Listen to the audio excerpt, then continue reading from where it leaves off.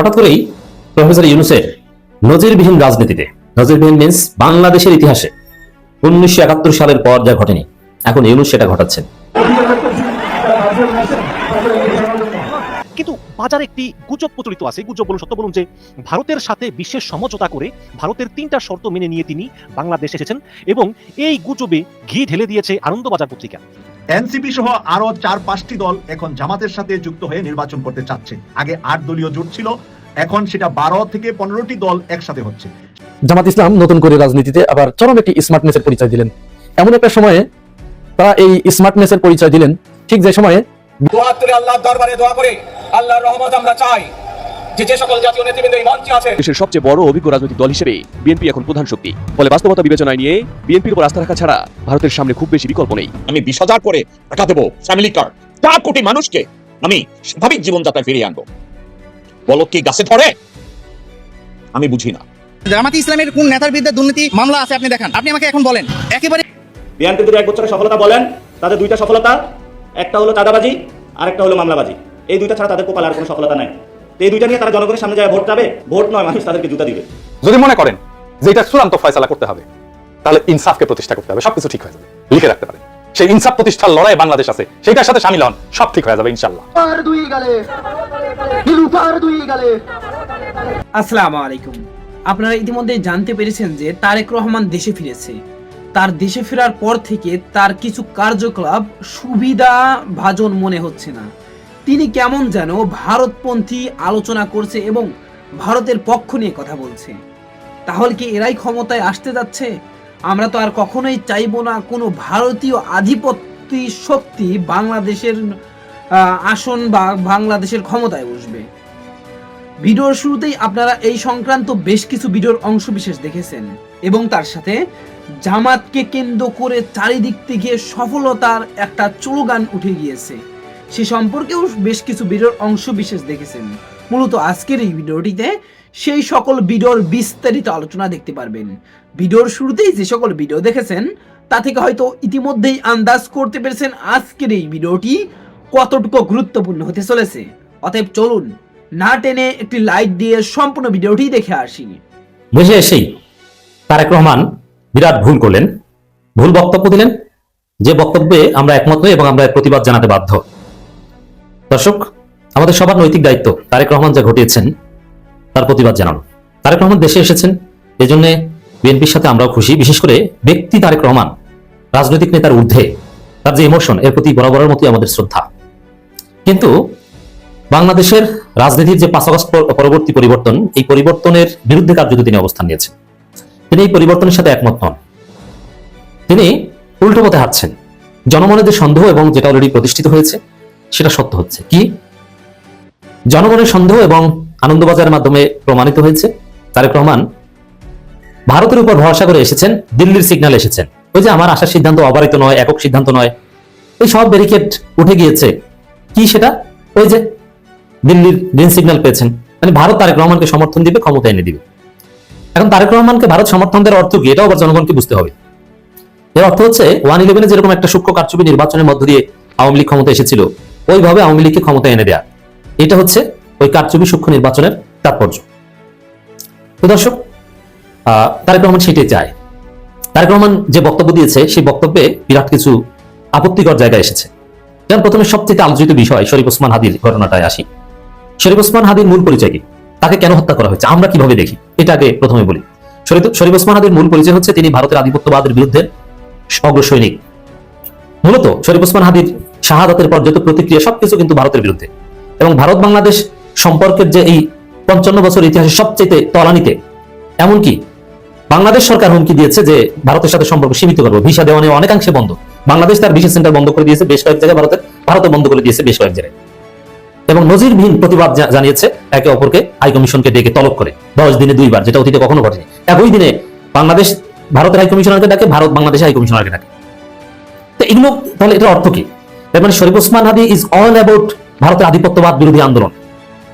শরীফ ওসমান হাদির সুপ্রিমেসি এটা। ওসমান হাদি জুলাইয়ের কোনো সমন্বয়ক ছিলেন না, জুলাই আন্দোলনের একজন সৈনিক ছিলেন, কিন্তু কোনো সমন্বয়ক ছিলেন না। ওসমান হাদি কোনো জনপ্রিয় রাজনৈতিক নেতা নয়, তার কোনো বড় রাজনৈতিক দল নেই এবং তার কোনো দলই নেই। ইনকিলাব মঞ্চ এটা কোনো পলিটিক্যাল পার্টি না, ইনকিলাব মঞ্চ এটা একটা কালচারাল অর্গানাইজেশন। তিনি নির্বাচন করতে চেয়েছেন একজন সংস্কৃতি কর্মী হিসেবে, স্বতন্ত্র নির্বাচন করতে চেয়েছেন, ইন্ডিপেন্ডেন্ট ইলেকশন করতে চেয়েছেন। তাহলে কি দাঁড়ালো? শরীফ ওসমান হাদির কোন পলিটিক্যাল আইডেন্টিটি ওই অর্থে নেই। তার আইডেন্টিটি একটাই, বাংলাদেশে ভারতের আধিপত্যবাদের বিরুদ্ধে সোচ্চার হওয়া। যার ফলে ভারত বাংলাদেশ সম্পর্ক 55 বছর ইতিহাসে সব থেকে তলানিতে, ওসমান হাদির শাহাদাতকে কেন্দ্র করে। জনগণ জুলাই ঐক্য থেকে শুরু করে অনেকেই দেখেছেন যে বলেছে যে ভারতের এম্বাসি ঈদ খুলে আনবো আমরা। বিভিন্ন জায়গা থেকে দাবি উত্থাপন করা হয়েছে, যদিও এটা বাস্তবসম্মত নয়। এটা ভারত বিরোধিতার একটা প্রতীকী দিক। আমি নিজেও বলেছি যে প্রণয় বর্মাকে গ্রেপ্তার করতে হবে, তারপরে বাংলাদেশে ভারতের যত কূটনীতিক আছে তাদের সবাইকে লাথি দিয়ে বের করে দিতে হবে। তো ওসমান হাদির মূল রেলেভেন্স, মূল সুপ্রিমেসি, মূল পরিচয় তো ভারতের আধিপত্যবাদের বিরুদ্ধে নেতা, আইকনিক ফিগার। শাহাদাতের পর এটা আরো জোরালো হয়েছে। আর সেই ওসমান হাদিকে তারেক রহমান বিকৃত করেছে। আমরা নিন্দা জানাই। তারেক রহমান ওসমান হাদিকে ভারতের আধিপত্যবাদের বিরুদ্ধে এইসব শব্দগুলো উচ্চারণ করেননি। কি বলেছেন? যে ওসমান হাদি গণতন্ত্রের একজন সৈনিক। কিসের গণতন্ত্রের সৈনিক? হ্যাঁ, গণতন্ত্র ওভারঅল আমরা সবাই গণতন্ত্রের সৈনিক, কিন্তু এই পরিচয় তিনি কোথায় পেয়েছেন?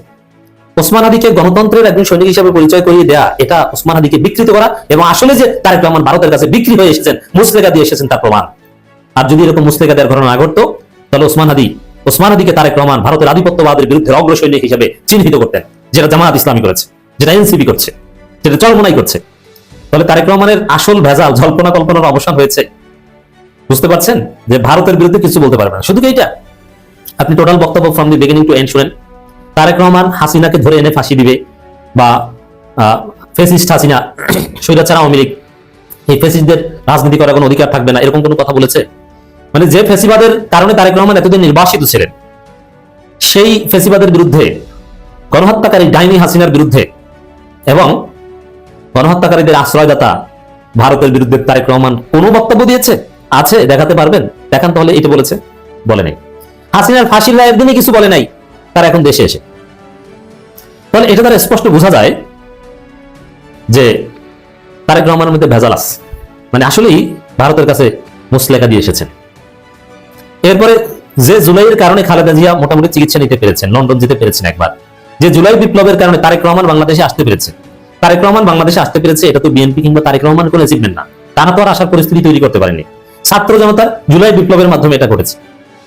জুলাই বিপ্লবকে কিভাবে উপস্থাপন করেছে তারেক রহমান একটু দেখেন। এটা একটা আন্দোলন, জুলাই আন্দোলন বলেছে।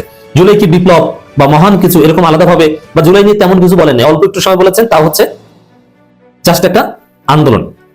এর মানে 90-এর আন্দোলন, এবং তুলনা করেছেন 90-এর আন্দোলন, 75-এর পর সেই বিপ্লব সংহতি দিবস যেটাকে আমরা পালন করি 7 নভেম্বর, আরো 10টা আন্দোলনের মধ্যে একটা আন্দোলন। তাহলে এটা দ্বারা স্পষ্টত বোঝা যায় যে তারেক রহমানের দৃষ্টিভঙ্গি কি। তারেক রহমানের দৃষ্টিভঙ্গি আমাদের জুলাইয়ের পক্ষে না, ভারতের বিরুদ্ধে না, এবং গণকবর ভিজিটে যাবে এরকম কোন প্ল্যান আছে তাও নাই। আওয়ামী লীগ বিরুদ্ধে না, ভারপ্রাপ্ত আওয়ামী লীগ, ভারপ্রাপ্ত শেখ হাসিনা, তারেক রহমান, ভারপ্রাপ্ত আওয়ামী লীগ, বিএনপি, এটাই তো আমরা দেখতে পাচ্ছি। তাহলে কেন এই প্রশ্নগুলো অ্যাড্রেস করলেন না তারেক রহমান? এর উত্তর বিএনপি দিতে পারবে, দক্ষিণ দলও দিতে পারবে না। এই জন্যই তারেক রহমানকে জাতি গ্রহণ করবে না। কারণ বাংলাদেশের জনগণ যে ভারতের আধিপত্যবাদের বিরুদ্ধে সোচ্চার হতে পারবে, জিয়াউর রহমানের মতো, তাকে ভোট দিবে আগামী নির্বাচনে।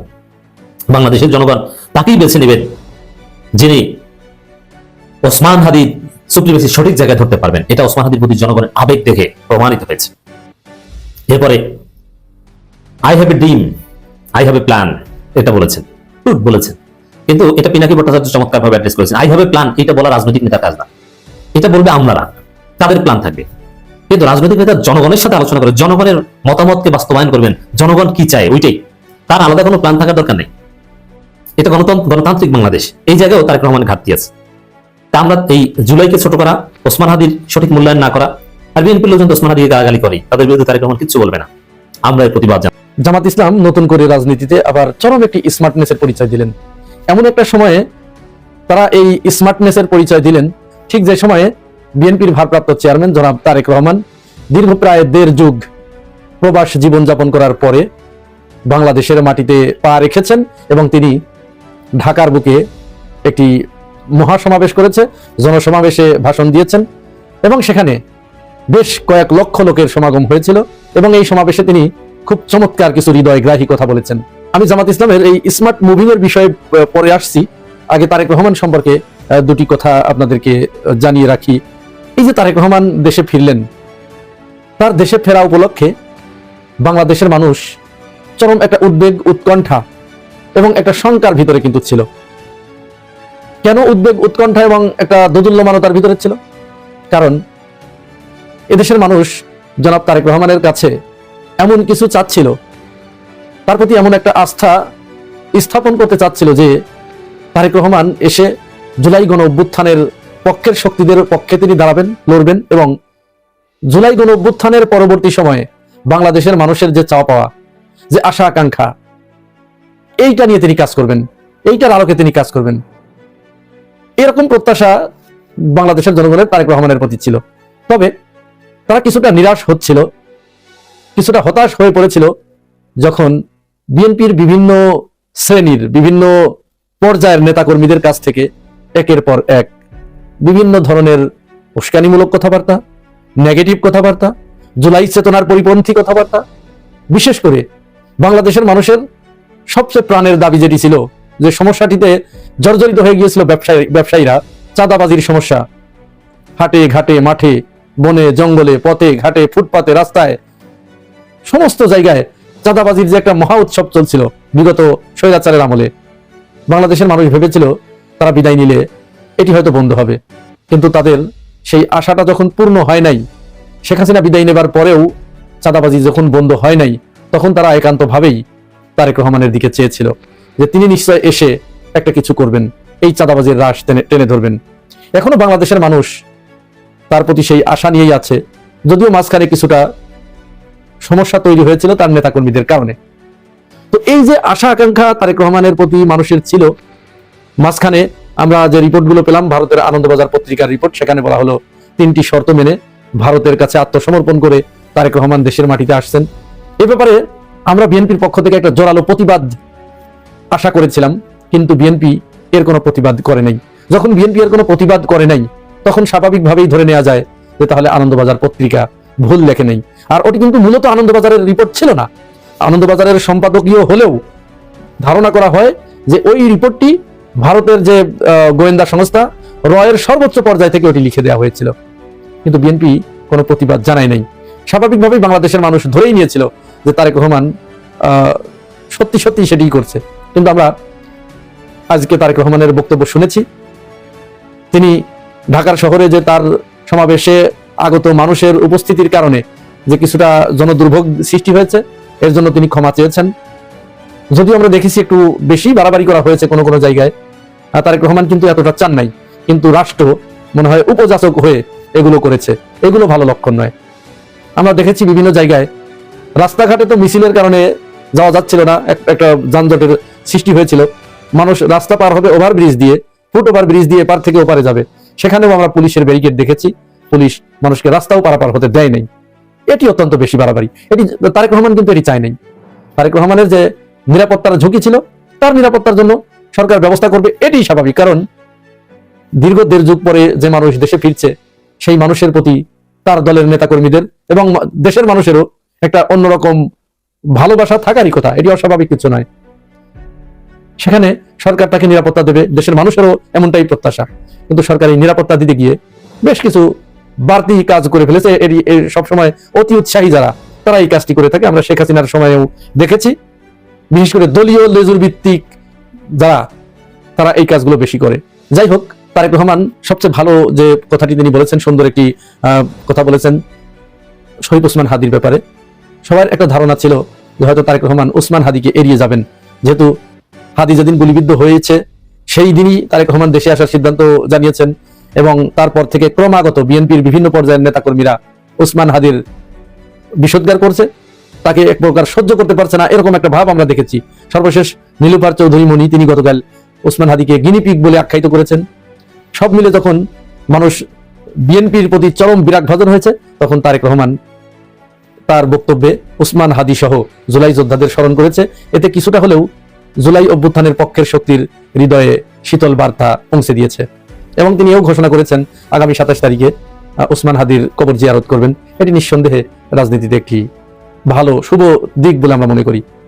অপরদিকে তারেক রহমানের আগমন উপলক্ষে সরকার এবং নির্বাচন কমিশন তারেক রহমানকে যে নজিরবিহীন নিরাপত্তা দিয়েছে, এই নিরাপত্তা দিতে গিয়ে কোনো কোনো জায়গায়, যে আমি আগেই বললাম একটু বাড়াবাড়ি হয়ে গেছে, সেখানে জামাত ইসলামের পক্ষ থেকে কিন্তু একটি অভিযোগ উত্থাপন করা হয়েছে। অভিযোগটি একেবারে ফেলে দেবার মতো নয়, আমরা বলছি না যে এটি এই অভিযোগ করা যাবে না, কারণ এই অভিযোগ উত্থাপনের সুযোগ আছে, যেহেতু তিনি রাষ্ট্রের কেউ তো নন, তিনি একটি রাজনৈতিক দলের নেতা এবং তিনি সম্ভাব্য প্রার্থী, তিনি ভোটার হবেন এবং তিনি নির্বাচনে প্রতিদ্বন্দ্বিতা করবেন। সুতরাং এই মতো অবস্থায় ইলেকশন কমিশনের কাছে প্রত্যেকটা নাগরিক, প্রত্যেকটা প্রার্থী সমান গুরুত্বপূর্ণ। এনসিপির একজন প্রার্থী যেরকম যতটুকু মূল্য পাবার অধিকার, তারেক রহমানও ততটুকু মূল্য পাবার অধিকারী। আবার ঠিক ওই রিকশাওয়ালা সুজনকে যদি এনসিপি নমিনেশন দেয়, সেও কিন্তু ঠিক ততটুকুই সুযোগ সুবিধা পাবার অধিকারী এবং আচরণবিধি লঙ্ঘনের ক্ষেত্রে তার ক্ষেত্রে ঠিক একই আইন প্রযোজ্য। সেক্ষেত্রে নির্বাচন কমিশন তারেক রহমানকে যে নজিরবিহীন সুযোগ সুবিধা দিয়েছে, 10টি ট্রেন তাদের জন্য ছেড়ে দিয়েছে শুনেছি, আমি জানি না এই ব্যাপারে, আমার হাতে ডকুমেন্টস নাই। যদি আপনাদের কাছে থেকে থাকে তাহলে আপনারা আমার কমেন্টস বক্সে দিয়ে দিবেন যে সেখানে ফ্রি করে দেওয়া হয়েছে।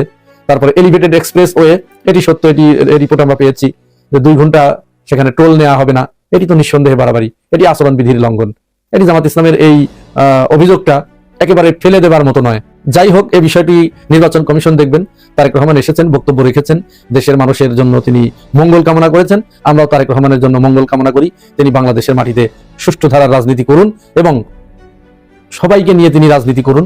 এই বাংলাদেশটাকে আওয়ামী ফ্যাসিস্ট দূরীভূত হবার পরে যারা জুলাইয়ের পক্ষের শক্তি রয়েছে তাদের সকলকে সাথে করে নিয়ে দেশটা সামনের দিকে এগিয়ে নিয়ে যাক, এই প্রত্যাশা করি। এখন জামাত ইসলাম যে স্মার্ট মুভিং এটা দেখিয়েছে রাজনীতিতে, এটি টক অফ দ্য কান্ট্রিতে পরিণত হয়েছে। যখন তারেক রহমান দেশে ফিরে আসছেন, তখন ঠিক সেই সময় এনসিপি জামাতের সাথে জোটবদ্ধ হবার ঘোষণা দিয়েছে এবং আসন সমঝোতার দেন দরবার চলছে। আশা করা যাচ্ছে যে এনসিপিকে হয়তো 30 থেকে 40টি আসন জামাত ইসলাম ছেড়ে দিতে পারে। এই 30 থেকে তাদের চাওয়া 50টি, জামাত ইসলাম 30টি আসন এখন পর্যন্ত দিতে চেয়েছে। যদি তারা আর একটু দর কষাকষি করে হয়তো এই সংখ্যা 40-এ গিয়ে পৌঁছাতে পারে। তো 40-এ গিয়ে যদি পৌঁছায়, এক্ষেত্রে এনসিপি জামাত ইসলামের সাথে আসলে, যদিও এখানে অনেক অবজারভেশন আছে, অনেক কথাবার্তা আছে, আমি আমার চ্যানেলেই বলেছি, আপনারা সেগুলো শুনেছেন, জেনেছেন, তারপরেও বৃহত্তর স্বার্থে অনেক কিছু আমাদেরকে ছাড় দিয়ে চলা দরকার দেশের জন্য, দেশের মঙ্গলের জন্য। না হলে এখানে জুলাই আন্দোলনের পক্ষের শক্তিদের দুর্বলতার কারণে আবার ফ্যাসিবাদ এখানে মাথাচাড়া দিয়ে উঠতে পারে। সুতরাং এনসিপি তারা জামাতের সাথে ভোট করতে চাচ্ছে, জোট করতে চাচ্ছে, এটি অবশ্যই এনসিপির জন্য ভালো সিদ্ধান্ত বলে মনে করি। অপরদিকে একথাও কিন্তু শোনা যাচ্ছে যে চরমোনাইয়ের পীরের দল এবং ইসলামী ঐক্য জোট, এরা দুজন কাঙ্ক্ষিত আসন না পেয়ে জামাতের জোট ত্যাগ করতে চাচ্ছে, এরকম কথাও শোনা যাচ্ছে। এগুলো আজগুবিও হতে পারে, গুজবের তো অভাব নাই। চূড়ান্ত পর্যায়ে দেখার জন্য আমাদেরকে, আমি আশা করছি সম্পূর্ণ ভিডিওটি দেখেছেন এবং এই ভিডিওর সাপেক্ষে আপনার কি মতামত সেটা অবশ্যই কমেন্ট বক্সে জানিয়ে যাবেন। আর ভিডিওটি ভালো লেগে থাকলে শেয়ার করতে ভুলবেন না। আমাদের এই চ্যানেলে নতুন হয়ে থাকলে চ্যানেলটি সাবস্ক্রাইব করে চ্যানেলের পাশে থাকবেন। আর যারা ইতিমধ্যেই চ্যানেলটি সাবস্ক্রাইব করেছেন তাদেরকে অসংখ্য ধন্যবাদ। দেখা হবে নতুন কোনো ভিডিও নিয়ে, ততক্ষণ সবাই সুস্থ থাকবেন। আল্লাহ হাফেজ।